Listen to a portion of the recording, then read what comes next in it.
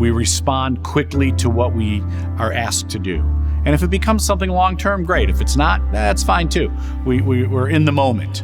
The Franciscan spirit is really about paying attention to what God is calling us to right now.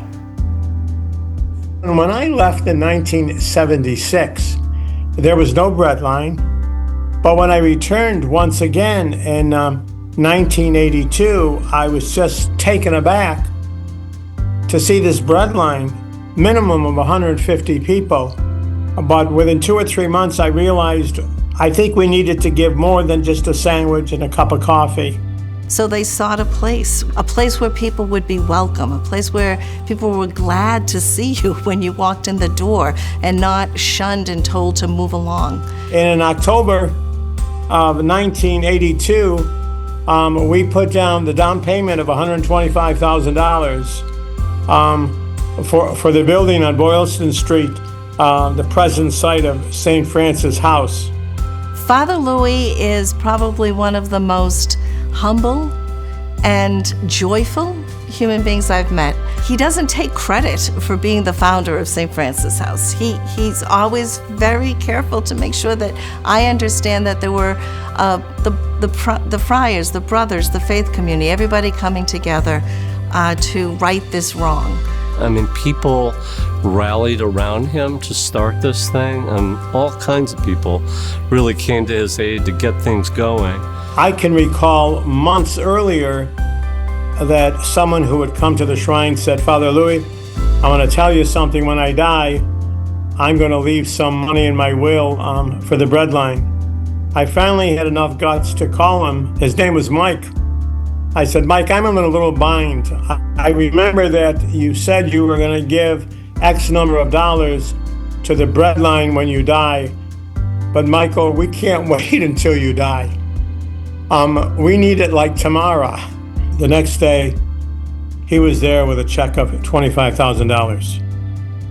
The dream of the Franciscan friars, for many, it became their dream too. And that was just exhilarating. And on October 4th, 1984, St. Francis House was born.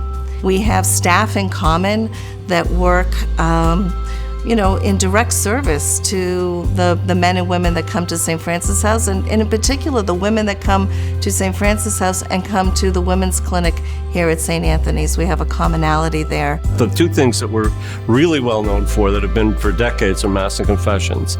And then around the year 2000, we started doing more social services kinds of things. I have seen people that I've met out on the street, led into St. Francis House, led into our women's clinic here at the Shrine, help them get situated in new housing, and then invite them into our food center. And it takes the work of both organizations to get there. It's all about dignity. It's the dignity of the human person. It doesn't matter what you've been through, where you are right now, what you're feeling like today. It's about preserving the person's dignity, that you can be treated as a human being with respect. So many times, like, the people that we serve, they shy away. They're used to being labeled from society, or their family throws them out, or whatever the case may be. Franciscan mission and the St. Anthony Shrine, along with St. Francis, is we don't really care what your story is. Just keep coming, and we'll be here to serve you in whichever form that you need to be served. And I think when a man or a woman becomes a Franciscan, we are responding to God's call to be with God's people and to be where we're needed to be.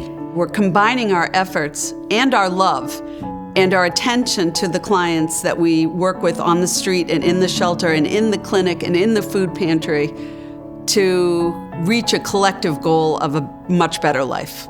I think that St. Anthony Shrine speaks volumes for what downtown Boston is that we're a mix of people, and we come from all different places in the world, and we're all shapes and sizes, and we're multicolored, and St. Anthony Shrine and downtown Boston go hand in hand. Downtown Boston without St. Anthony Shrine would be missing the heartbeat of downtown Boston. Would be a much lonelier place.